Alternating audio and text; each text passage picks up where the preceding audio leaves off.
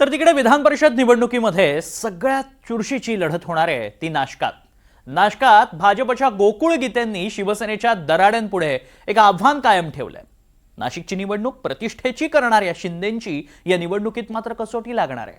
भाजपची बंडखोरी कायम असताना तिकडे राष्ट्रवादीनेही आपण या निवडणुकीत काय करणार आहे याचे पत्ते काही खुले केलेले नाहीत।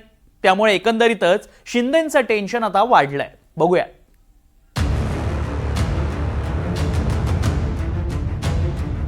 पण आमदार पुत्रांनी जो आमच्या बापाचा उद्धार केला त्याच्यामुळे माझा त्या ठिकाणी जो निर्णय होता तो मी बदलवला। माझ्या मागे अनेक ताकदी आहेत, मी त्या बाबतीत खोलात बोलू इच्छित नाही। नाशिकमध्ये दराडेंच्या मुलानं गोकुळ गीतेंचा बाप काढला आणि Nashik Vidhan Parishad निवडणुकीतला high voltage drama आणखी रंगात आला। अर्ज माघारीच्या दिवशी गीतेंनी माघार घ्यायचं ठरवलं, मात्र दराडेंनी नेमकं गीतेंच्या बापावरून वाद सुरू केला आणि गोकुळ गीतेंनी मग बंडखोरीचा चंगच बांधला। दुसरीकडे भाजपचे बंडखोर प्रसाद हिरेही रिंगणात कायम आहेत। गिरीश महाजन आणि उदय सामंत यांनी बऱ्याच वेळा गीते आणि हिरेंशी चर्चा केली, मात्र दोघेही उमेदवारी मागे घ्यायला काही तयार नाहीत। नाही, काल त्या ठिकाणी मला गिरीश भाऊ माझ्यानंतर सकाळी फोन झालेला, आमची सविस्तर चर्चा पण झाली होती आणि आमची भूमिका गणेश भाऊंची माझी स्पष्ट झाली होती की आपण या निवडणुकीतून माघार द्यायची। पण आमदार पुत्रांनी जो आमच्या बापाचा उद्धार केला त्याच्यामुळे माझा त्या ठिकाणी जो निर्णय होता तो मी बदलवला। मला काल त्या ठिकाणी निलेश भाऊ बोरांचे असतील, ज्ञानेश्वर गामणे असतील, यांची त्या ठिकाणी 100% मला अडीच वाजेनंतर खूप फोन झाले, पण मी माझ्या निर्णयावर ठाम राहिलो आणि मला मतदारांचा पण खूप आग्रह होता की भाऊ आपण या निवडणुकीमध्ये कंटेन करावं, पुढे जावं आणि निवडणूक आपण लढवावी। भाजपचा उमेदवार असता तर मी बंडखोरी करायचा प्रश्नच नव्हता।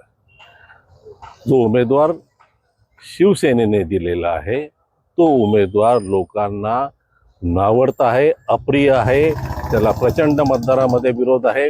मागील काळात जेव्हा त्याला संधी मिळाली होती त्या संधीचा आपल्या मतदारांपर्यंत उपयोग करून घेण्यात पूर्णपणे अपयशी ठरलेला असा उमेदवार आहे। त्याच्यामुळे मतदार या उमेदवाराला त्याची जागा दाखवून दिल्याशिवाय राहणार नाही कुठल्याही परिस्थितीत। ही जागा सध्या शिवसेनेने दिलेल्या उमेदवाराकडनं रिपीट होणे शक्य नाही। माझ्या मागे अनेक ताकदी आहेत, मी त्या बाबतीत खोलात बोलू इच्छित नाही, पण सर्व दृश्य आणि अदृश्य ताकदींच्या जीवावरती या इलेक्शनमध्ये माझा विजय निश्चित आहे। आता 2च फॉर्म शिल्लक आहेत, त्याच्यामध्ये गोकुळ गीते आणि प्रसाद हिरे। तर सकाळपासून मी 2दा प्रसाद हिरेंशी बोललो। संध्याकाळच्या टप्प्यामध्ये प्रसाद हिरेंना स्वतः दादाजी भुसे जे नंदुरबारच्या दौऱ्यावर आहेत ते स्वतः त्या ठिकाणी भेटणार आहेत आणि मी देखील स्वतः गोकुळ गीतेंशी फोनवरनं संपर्क साधून मी देखील त्यांना विनंती केलेली आहे। गिरीश भाऊ देखील काल जळगाववरनं रात्री नाशिकमध्ये पोहोचलेले आहेत। आमचं दोघांचंही ठरलेलं होतं की नाशिकमध्ये येऊन थांबायचं आता पुढच्या अर्धा तासामध्ये, कारण काहीतरी गिरीश महाजन साहेबांचे काही नाशिकमध्ये कार्यक्रम होते, त्याच्यामुळे ते कार्यक्रम झाल्यानंतर आता गणेशजींना आणि गोकुळजींना भेटतील आणि मी प्रचंड आशावादी आहे, प्रचंड सकारात्मकता स्वतः माझ्यामध्ये असल्यामुळं मला ठाम विश्वास आहे की योग्य तो निर्णय होईल आणि महायुतीचे उमेदवार नरेंद्र दराडे जे आहेत त्यांचं समर्थन उरलेले दोन्ही आमचे सहकारी उमेदवार जे आहेत हे करतील याच्यावर माझा ठाम विश्वास। नाशिक विधान परिषद निवडणूक आता प्रचंड गुंतागुंतीची झाली आहे। म्हणायला शिवसेनेचे नरेंद्र दराडे महायुतीचे उमेदवार आहेत।